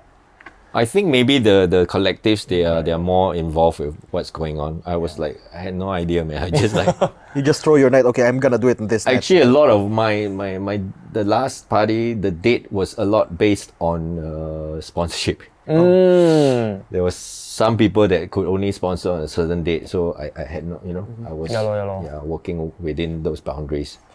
How many sponsors do you usually look for in events like this? Like the more the merrier, or Yes, of course, the more the merrier. Yeah. So- But now the challenge is to get cash sponsorship, which is always a challenge. yeah. they like to give you like Product. gear, product, whatever. Right? But the thing is, the cash is still the one that King. helps. Yeah, Yes. cash is king, man. Pays for everything else. Yeah. Pays the DJ, pays the sound, pays for the furniture, security, Do you cleaner. need a lot of upfront capital for your event? Or you know the individual vendors to pay later? Yeah, I mean, but still the risk is there, lah, right? You know Yeah. that if the ticket sales don't sell, then if there's nobody in the club, that means bar also won't sell, right? Yeah. And that's when you're like, Yeah, and then for event organizing, right, it's like so apparent. Like, you can't fake your numbers like social media, like Yes. 10K followers or Yeah, whatever. It doesn't yeah, matter. On yeah. the day itself, got people or no people. yes. That's it. You can still fake it by taking a video of your DJs playing only, but no crowd. Just the DJs only. Just Then zoom in, zoom out, zoom in, yeah, zoom so out. the DJs. Yeah. Looking at underground music, right? It is primarily melodic techno, house, the more vibey kind of stuff lah, within the underground music scene that I see. But do you all see the incorporation of like harder styles, like hard tech, or predominantly is more chill stuff? I mean, like last Saturday, none of them play similar to I did. Everyone had their own style. But the main main DJs that played during the peak of the night, they were playing pretty hard. But it's just peak time hard techno lah. I mean, it's like 134, 136 BPM. The other night, Modular brought in who was that? Before that, the Drunken Kong. The one that Josh was saying, like playing 4 hours of hard techno. So the moment it's a lady DJ. Yeah, shit, man, forget what is it, lady. Yeah. yeah, then basically it's like another spectrum, you know. Yeah. Like for hypnotic, you know, like people is in a trance and then they're Yeah. like vibing consistently, Yeah. right? But for people to do cardio for 4 hours, right? Boom, boom, boom, boom, boom, boom. That's like another kind of like I would say like adrenaline rush or Yeah. endorphin rush, I guess. Yeah. Toasty. No. International, yeah. I Yeah, can't man. remember the name, yeah. So, apart from like DJing at so many events and having to like diversify your music taste, are you also involved in 1880 as their music director? I was when I helped start up the club for them, and then I think about a year or two into it, I left, and then they were actually they have been very kind. They were the very first to give me work. After COVID? Yeah, right after COVID. In fact, the DJ classes started from there. Actually, how I started DJing was through them. As in, the classes was through them, because they were also scratching their heads. How do we engage our members during COVID times, and and still give them something to, some activity. So they called me out and said, "Hey, how would you like to, now that we have a maximum 5 per group kind of a ruling, how about we do a DJ class, for them?" I said, "Yeah, okay, then let me think out of a curriculum." Yeah, a curriculum. And then I did the first one. I was like, "Hey, this is actually quite fun. I don't mind doing this." And then that's how I got the idea of like, I can also do this at home. I have the setup. So that was really how I started the relationship with 1880, right, during COVID. And then when the government said, announced on, I remember very clearly, on a Tuesday, said we are going to lift the no live music, no in-house music ban, right? That morning they called me up straight away. "Hey, let's throw a party tonight. DJ, you come, DJ, call your friends." And then wow, and then honestly, I thought, people are just going to be still very obedient and decent, because the rule was 10 to a table maximum. If you're not drinking, eating, you have to have a mask on, and then no walking around, nobody staying around. No intermingling yeah, tables. right? Yeah. So I got a lot of people coming, right? I called everyone, chill everyone. And then I just told them, but look, there's many of y'all, and there's no way they're going to be able to sit all of y'all together. So I said, just be one, or you'll be all spread out around the club, But when I got there, nobody gave a shit. Nobody gave a shit. Right? Yeah. It's once the alcohol started flowing, everyone just hugging, kissing. Wow, dancing. bizarre, let's It go. was just crazy. There's nobody stuck to no table, there's nothing, And then I was like, oh, where did they? I asked my friends, where did they tell you all to go? They said they just go and stand at the bar. Then I was like, really? I thought there was no rules for that, right? I mean, as in, you are not allowed to do that. But wow, it was just madness. It was just mayhem. And it's very hard for like a venue to actually control all these people that just like that. It's Like really true. yeah, because imagine this: you got like what, let's say 5 to 10 the staff. Yeah. Then after that, there's like hundreds of them. How? Yeah. And they are only serving staff. They're not even security, right? You need to hire a shepherd, bro. Then they got the cane. Then go to that side. Yeah, but can you imagine the feeling that each of the individuals have? Wow, like finally can come out. It's like, Yeah. And then Singaporeans generally have been very obedient. Unlike US, they are more liberal. They can do whatever they want. Even the government tell them so. Yeah. Yeah. So when they finally get together, it's just like, Yeah, it was mayhem, I remember. Then from there, every other gig I play, like Mandela Club, and wow, it's just crazy. It's just crazy, man. super, super crazy. Nobody cared. It's like, wow, it was nice to see the liberation and all that. So yeah, I mean, going back to 1880, that was the relationship we had. So from there, like every Thursday they wanted me to play, so I had work. Yeah, and then when the rest of the nightlife finally reopened, the Thursday nights didn't work out anymore. I mean, I just stopped playing there. They moved me to Saturday, but even Saturday for members club was really tough because they got a guy, I don't know whether hip hop DJ, and Crumbs. Crumbs play very often there on Friday, and it works for them, for their crowd, hip hop R&B. But then Saturday, usually the members don't even go to the club. So after a while, also Saturdays didn't work out, and then I kind of stopped. But then they actually also, at that point of time, besides hiring me to DJ every week, they asked me to like like update the in-house music and that. So I had worked for a year plus just with them. Right. Yeah, so it was, thankful to them that, grateful that they gave me some work. Do you foresee yourself DJing till like how clocks like that? Yeah. Like 60, 70? Yes. Right. I mean, DJ till you drop, man. I never thought this could be possible. I mean, The internet age, when I was growing up and clubbing, going to the clubs and all that, there were no old DJs, right? Everyone is like in their 20s, Cool and 30s, young. right? Everyone is in 20s, 30s. But now, actually, strangely, a lot of us still get to work. So I'm very thankful that. I remember something that a battle rapper once told me, Charles Inero. He said that, right, hip hop and DJing and rapping, right, is a very young art form. Like, for example, you see rock stars, right? They are all rock stars till they are old because it is a very old art form, So the art form has really matured. And so DJing and rapping, right, has slowly progressed into something like rock and classical. You see, like, people play classical all old, right? Yeah. So I guess, DJing has like finally reached its time in maturity already, Yeah, And then we can start seeing some legend performing their best set when they are at 70 because of all the record knowledge they have, right? Yeah, it's crazy, But in a wheelchair. The wheelchair got controller, bro. Yeah. Got dicer, everything. And now it's got a a 3, 2, 1 jump, then the wheelchair also. Yeah. But yeah, I mean, maybe in the later years, not to put food on the table, It's really But just for to do it, passion. yeah, just because I just love it. Because right now, I just can't. I don't want to give it up. I love it. Right? I love playing music and entertaining people, making people dance, making people happy. So if I can continue for a couple more years, yeah, definitely. And then what about like the financial aspects? Are you slowly pursuing business? Not really. Not really, right? Because you said eventually DJing is just for passion, right? Yeah. Like, how do you still finance yourself? That will be a later thing, lah. Yeah. Think about. When it gets there, I will deal with it. I mean,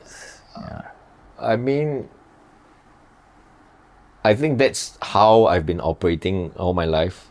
I mean, I'm not sure whether it's a good plan of way of doing things. I'm doing the same thing, bro. But I just Follow kind your of, gut. yeah, and I just kind of enjoy first, worry later. So I don't know whether that's a good plan, but so far there's some worries, but I still enjoy lah. Yeah. You just got a carefree, Yeah. the energy that can translate through I don't want to set. wait till I'm 70 to enjoy, So your life, Enjoy all the you way. only have one life, yeah. Yeah. How was it though? Like, was it you got this carefree life, right? You keep on saying throughout the podcast that you enjoy first. What did you enjoy? Like, what was the thing that let's say Ibiza? What happened there? No, I mean when I say enjoy, like I'm doing. Most people.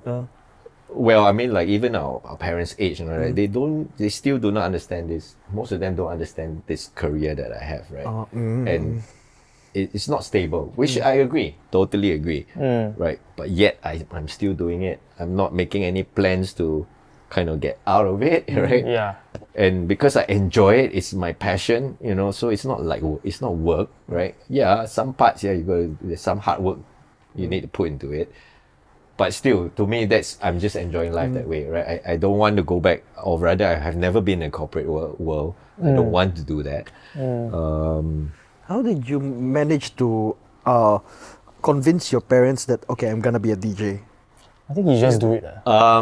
Because I'm pretty sure that like your parents are gonna be like very traditional or some sort of, they want you to have a corporate or some sort of stable job. So again, it's about opening up a can of worms, right? So yeah. So when I was about 13, I mean up until 13 years old, when I was really into music, my parents were just feeding off a lot of pop like just Bee Gees, your ABBA, your Elvis Presley, blah blah blah, and we were getting into it. I mean, me and my brother, we were like in a room dancing and all that, like, and we started buying. We got influenced by friends and started buying vinyl.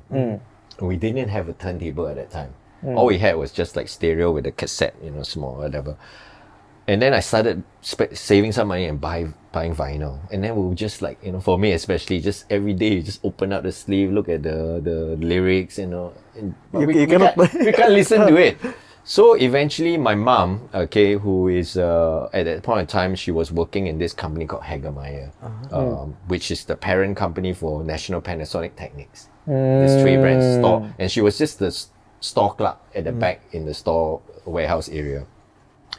And this company, so often whenever they have a bunch of products that either was display unit at the store or had a slight dent, some damage here and there, they were most of the time going to smash it and throw it away. But before they do that, they always try to sell it to the staff for a cheap price, but where you can ballot for it, like how many people ballot, and then whoever gets to get it, and then they'll buy it for like cheap. So people were of course always eyeing for fridge, rice cooker, washing machine. But there you have a Technics 1200 turntable for $50. Nobody really wants it, and my mom, the ballots for and she gets it for $50. Whoa. And then she brings it back. I'm like, wow, now I can listen to some music I play. And then, of course, when my brother and his friends started, after breakdancing, they moved into mobile disco. This was like in the 80s. I don't know whether you know this thing called mobile disco. It's just a very scaled down version of an events company. Basically, it's a sound and light company, right? You pull together some funds, buy some cheap ass, or rather just buy a cheap ass Taiwanese mixer from Sim Lim at that time. You have a turntable at home, okay, you bring one. I have a turntable, I bring one. All different color. At that time, home turntable, just plug and then bring your speakers, and then we just go again to Sim Lim, buy those traffic light, where just red, yellow, green, red. And this is runs, right? Red, yellow, green, red, yellow, green, red, green. And then one tube of UV light, and then on strobe light, and then we just sell services to peers, schoolmates who want to have a house function, or some more atas have a membership at Island Country Club. Okay, get your father to rent the event space, and then we bring the equipment down. We charge like $300-$400. We rent some vehicle or driver to drive That's us. the pop-up scene last time. Yes, this was very popular in the 80s. So my brother started something like this, and then that's how I got into DJing. So then my mom eventually decided, okay, bought us another 1200. So now we have 2 1200s. And then that's where I say can of worms, because my mom will probably be thinking like, what the fuck have I done? Because every day I'm like, after school I don't care about anything else. I just come back, what? If I'm in the afternoon session, I wake up first thing, it starts to play music. Then now fast forward to yourself when you are a parent, right? And then you see your children have an interest for something that's like not academic, right? How would you have handled it differently? No different. I say go for it. Go for it, right? Yes, I would say go for it. I mean, especially now, more so than ever. I mean, the opportunities are so much more different, right? I mean, I wish back in the day there was such thing like art schools for us to pursue all this kind of different academic. I mean, more beyond academics. But yeah, I would be like, please, do whatever you feel happy doing, and if you are happy, most likely it will succeed. Right? It's more realistic, right? You make money off YouTube, Spotify. The one that doesn't make you feel like you're working, then you're earning money from it. That's the best job, exactly. That's daylight robbery. You almost feel guilty, because especially when I'm DJing, right? I wake up. Of course, it's in the afternoon. I'll wake up. Then after that, it's like I'm excited to wake up, excited to go to work, excited to DJ. Coming back home, also excited to. Still excited looking at whoever took videos or photos of me or whatever. Exactly. Those kind of things are the ones that and you got money out of it. Those kind of things are the ones that I can't believe that this is a job, and I'm loving it. You're enjoying yourself throughout the whole time, the whole day. But do you still feel like that when you're DJing? Yes. Less, I mean, well, of course now you're doing events organizing as well. Well, this just only this last party. I told myself after this last one, I'm going to take a break till next year, and then reorg and maybe just reduce it to maybe three a year for my own night, and then I'll just stress about regular gigs. It's good enough. It's like, well, it's too much. It's just, I don't want to end up being a promoter, you know. I just don't really want to end up going there, but you never know. Let's see next year. But yeah, I still look forward, especially to, like, I mean, prior to doing my anniversary, I've been, this year alone, earlier in the years, I've been doing Tough Club every month. And of all my gigs every month, right, all the other gigs that I play, Tough Club, or rather my night, my one night, is the only one gig that I spend the most time prepping. Because I have to play 5 to 6 hours night, right, from 10 to 4. Oh, you are the one DJ. I am the one DJ. The Yes. night There's called one, What? but there's only one DJ. There's only one DJ for the whole year. I mean, since COVID until now. Yeah. Wow. So You don't have time to entertain your friends. yeah, no, it's not. It's just come and let's listen to the music. So 6 hours is a lot of prep, and for me, every month one is totally different music. Fresh. It's fresh. I would say 90 to 95% of the music that I have played that night is new. It's whatever I've been collecting for the last month. Wow. And then maybe, I always drop one or two, like, more That's obvious. where you're supposed to be if you actually want to listen to the latest album. Yes, yeah. So that's in my DNA. That's how I was at Zouk. It's always been a push new music, get new promos, push it, try to make a big unknown track big. Right, that was always the point. So Long DJ sets, Danny Tenaglia style. yeah, and then you can really build, and then that's, I mean, like you said earlier, it's still within a house techno genre, but I still cover a lot of sub-genres. I get to have that range. From 10, I start at 118 BPM, I end at 130, 130, 132. So, there's a huge range. And I enjoy that, but it's a lot of work prepping, a lot of work. The rest of the gigs, it's it's like it's always the same music, right? All the other bar gigs and the I feel you event, about prepping because I'm like I like to just what they call freestyle my whole night. Yeah. And when they ask me to prep a set, right? Yeah. Takes super long to prep a set, bro. It's like there's a lot of maths question in my head, like I'm maybe I'm overthinking on what to play or whatever, but actually it takes a long time for someone like me to actually do it. How long do you take to prep your set? I mean, it's I don't know the entire duration, but it's like, let's say 1 month later, right? So you have 4 weeks of every week, every day of each week, you are already collecting music. And when you're always listening to music, you're always thinking, okay, this is like the first hour music, second hour music. So that's how you start to try to compartmentalize while you're looking and downloading music. And once you get it all down, it has to kind of flow. So there's a lot of music. Last time it was really easy. Zouk days, vinyl days, it's all in a box. Start to the end, you kind of put it that way, right? And then maybe some vinyl can be around the same interspersed, but you get the idea. It's like that. But now it's all digital. It's like, wow, it's worse. Thumb drive. You only have this small little window. It's like, what the hell? So I try to put them per hour. It's easier, I realize, so that you don't have too much scrolling. So every hour you just have a bunch of music. It's not planned to the T. It's not planned exactly, but this is roughly the sound that I'm going for this first hour. Maybe I just need 12 tracks, but there's 20 there. Right? And this is all I'm going to play. And so you're still freestaling in a way, but within that. And then also these days I actually mix by key. So which makes it easier for selection, especially for the more commercial gigs, I find.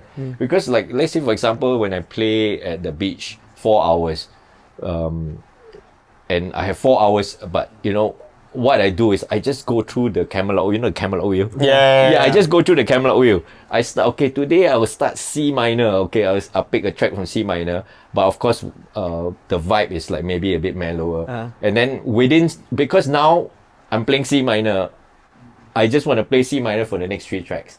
And then all I have to choose from is my range of C minors. Right? And then after I play 3 tracks, okay, let's switch to G minor because it's corresponding key. Then I'll just go to G minor. Now I have this bunch of G minor to choose which 3 tracks I feel like playing today, right? And whatever that is going with the crowd lah.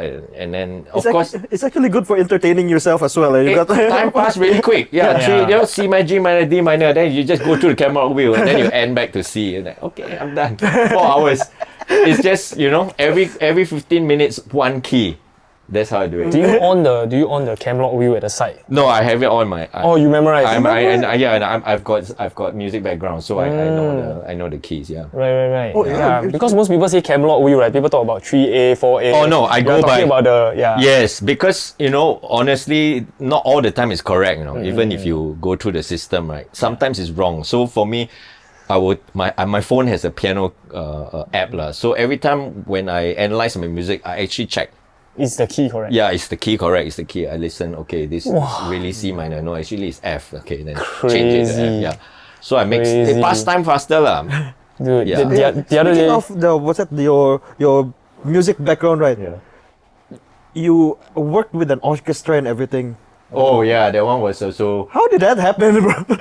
There was actually this other friend of mine who is the also Dream Academy, the gig that I did it, right? So they also have a sub company called the Henderson Project, which they try to do more musical stuff, right? Yeah. Instrumentation. And no, they actually did like we did a Depeche Mode documentary screening plus a party there before, so a few other things. So he travels a lot. So he's the husband of the owner of Dream Academy, as in Selena Tan, the Dim Sum Dolly girl. Yeah. So they travel a lot, of course, right? And at some point he came across the Goldie. Oh, drum and Goldie, bass. the drum and bass. He did something with an orchestra in London. And then later, second time round, he also heard Pete Tong and the orchestra. And then he said, hey, this is a really good idea. How about we try to do this? So finally, we managed to get some financial support, and we came up with this idea. Okay, and then it was just nice. It was 25 years of Zouk, I think, right? At that time, 25 years of Zouk and dance music history. And then we of course, Lincoln was a big help behind all this. And then he said, okay, I want you to come in as the creative director for this whole thing. But of course, I'm not a musician. I just love music. So of course, I have to have a help of a guy that's a true musician. The conductor. Because he scored everything. Basically, so what I wanted to do, I saw the Pete Tong show, right? Pete Tong's show is basically orchestra, but the orchestra is really good because they love dance music. The sessionists themselves, the conductor, they are all into dance music. So for them to recreate it is very easy. Yep. But in Singapore, no. None of these people know dance music. Classical. They are all very classical trained, or they're just sessionists. They just, you give me score, give me money, I play. Yeah. That's how they approach it. So Well, those, like whatever classical music that they're playing, right? Yeah. Those were the dance music in the 1800s, lah. That's still it's dance true. music, bro. Yeah, it's true. Different kind of dance. Yeah. So then, I mean, of course, Pete Tong, the way they did it was like just one track after one track after track. Then I thought, okay, no, I want this show to be like a club. Mixing, like DJ non-stop. So I pieced together, we chose the tracks first, I pieced together programming, right? A little bit slow and then build up to the end. And it's all non-stop. And I layered it together. But because I'm mixing it, I know what is happening. So I had to sit down with the conductor, listen to the mix, and I say, okay, this is how I'm imagining it. Because you are now scoring the track, I can do whatever I want. That means I can take out parts, I can take out layers, and I just want you to do this layers of this track over here, and layer of these tracks over here, so that it will join and go into the next song. So that's what he did. So hats off to him. He scored every player,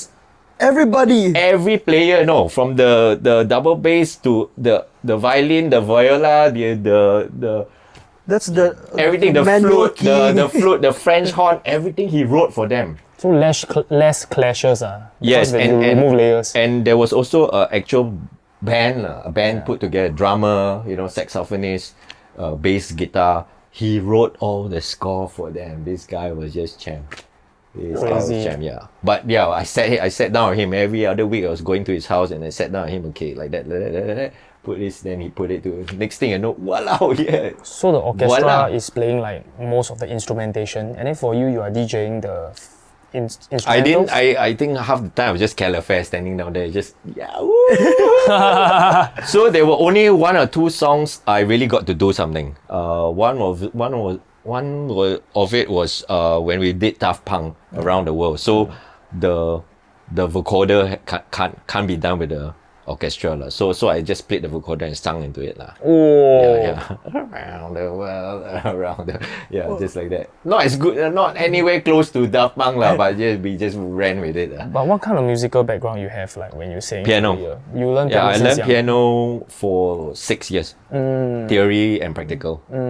Hated it lah. Yeah, But piano now I is don't like- regret. Now I don't regret. Piano is like the basis to everything. Yeah, it's the base, especially the theory. So, but you know, at that time it was just classical, right? They said piece after piece plays classical. It's so boring. I had classical background as well. Then it's super boring, and my mom keep on asking me to, and they keep on nagging at me to Yeah. practice. Yeah. Then I told her like, no, I cannot do this. It's too boring already. Then I switched to Okay.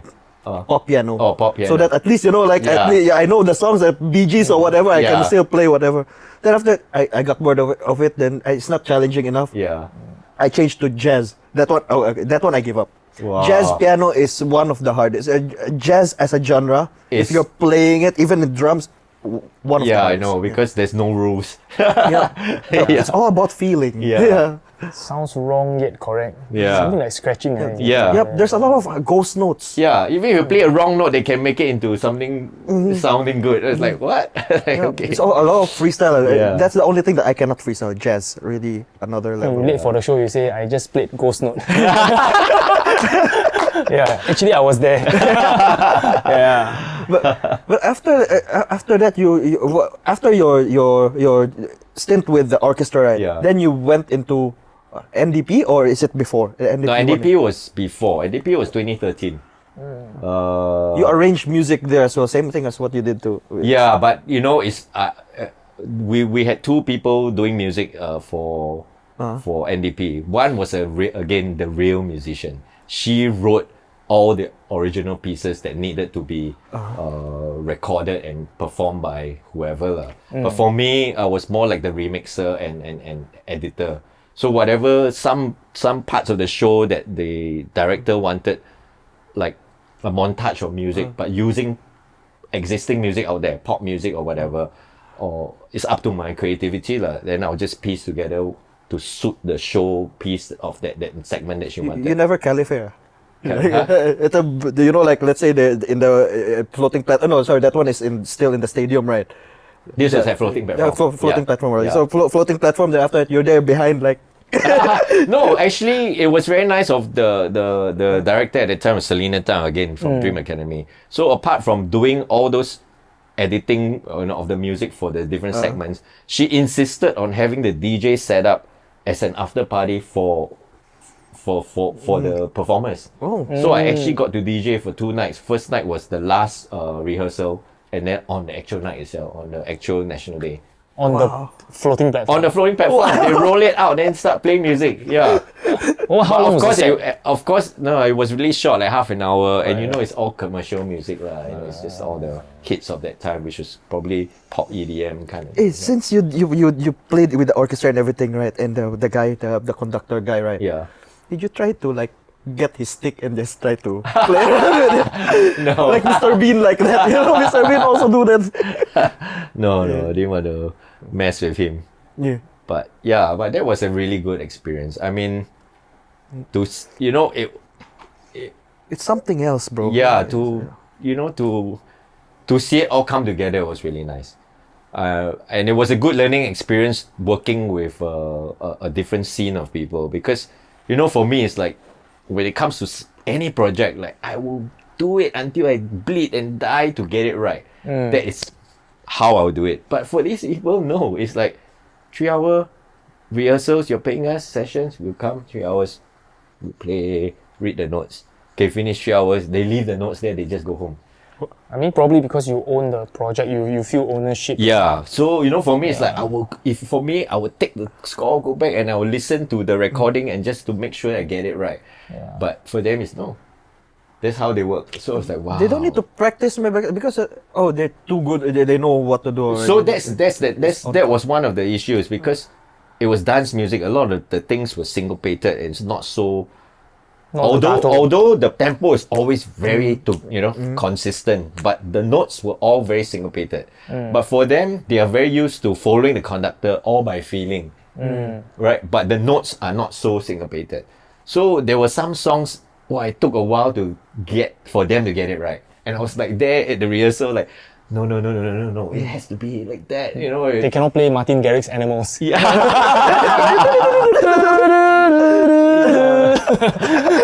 Flow, bro. Yeah. Garrick Animals flow, bro. So at that point, I was like, wow, come on, guys. And at that point, I was thinking, why don't you just go back and listen to the recording of the actual music to have an understanding what it's supposed to sound like? But they just, you put the score there, we just play. And then, so the conductor had to tell them. Weave it into the score. Yeah, because no matter how you write in the score, it may not come out exactly, as long as you don't know the music, you don't know how it's supposed to sound like.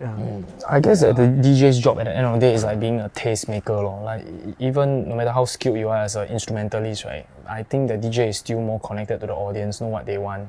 And then you can kind of like instruct them on what to do also. Yeah. But it's also up to their own dedication, whether they want to pull through.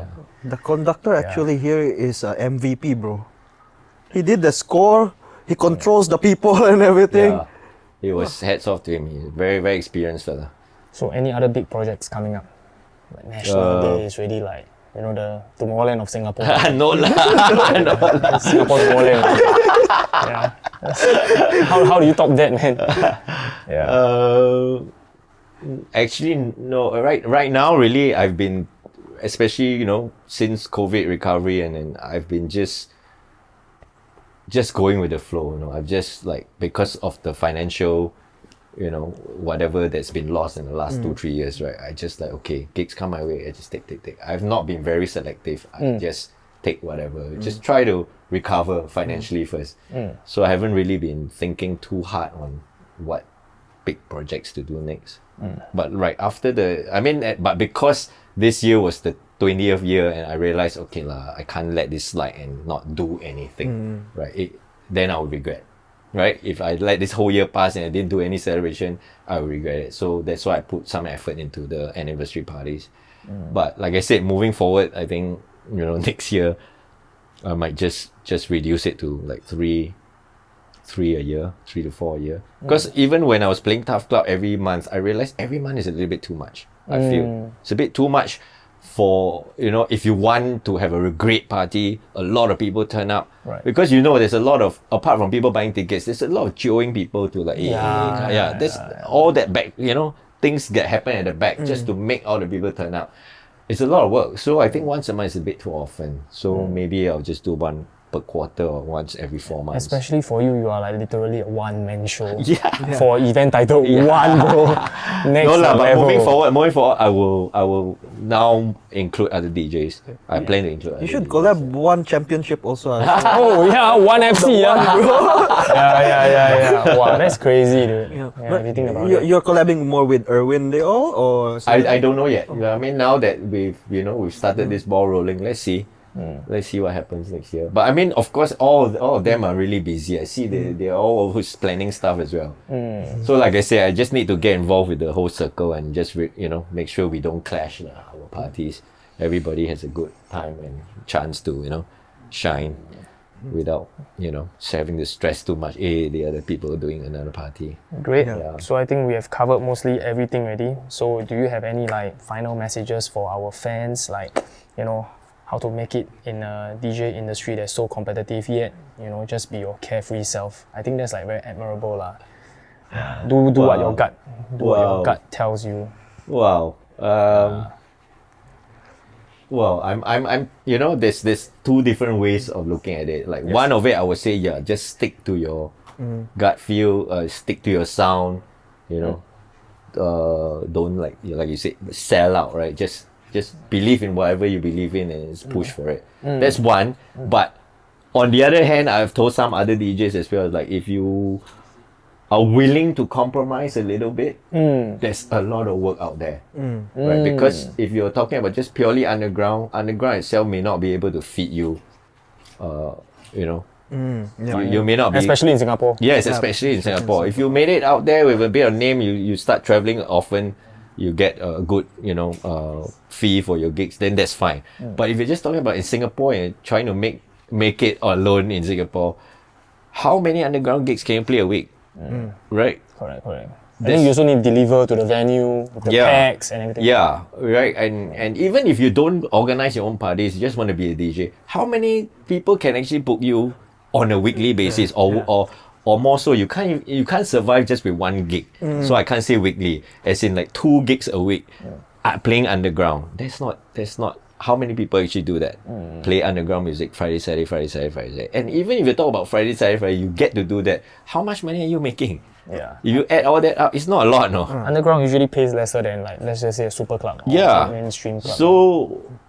So, you know, for DJs who are thinking about just being DJing as a bread and butter, then I would say, you know, have a balance, yeah, financial sense and staying the true to music. art form. I mean, yeah, your music has to. You got to widen your repertoire, I guess. I thought you were gonna say keep on opening the can of worms.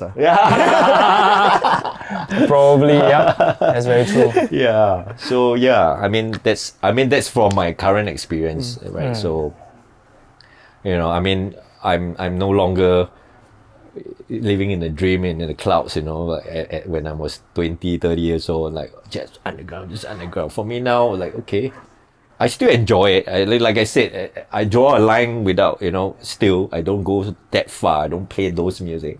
Yeah. Like I tell a lot of people, don't ask me to play hip hop R&B. I have the music, but honestly, it just won't come out the same. I'm not a hip hop DJ. I don't have the history. I don't know what are the hits and the tunes and, you know, all the in-betweens. Yeah, I know these few hits, but it doesn't last 4 hours. And then, but the hip hop DJs know all the other hits, right? And I don't know, then if I play it, just sounds weird. And I don't cut it like a hip hop DJ. Yeah. Right? I won't cut I will cut it like a club Aggressively. DJ. Yeah, very smooth, and it just doesn't work. And I won't cut it that quick as well. Right? And hip hop DJs play, you know, they change the music very fast. So that's one of the things that I always draw on line. I always tell people beforehand, don't ask me to play hip hop. I can't do it. You know, it won't sound right. You won't like it. Yeah. If I see you in a gig, I'll ask you for Snoop Dogg house remix. Drop it like it's hot. House remix. Yeah. Okay, great guys. This is a wonderful conversation. Okay, thank you so much. Thank you for having me, Aldrin. man. Thank you, Aldrin. Really.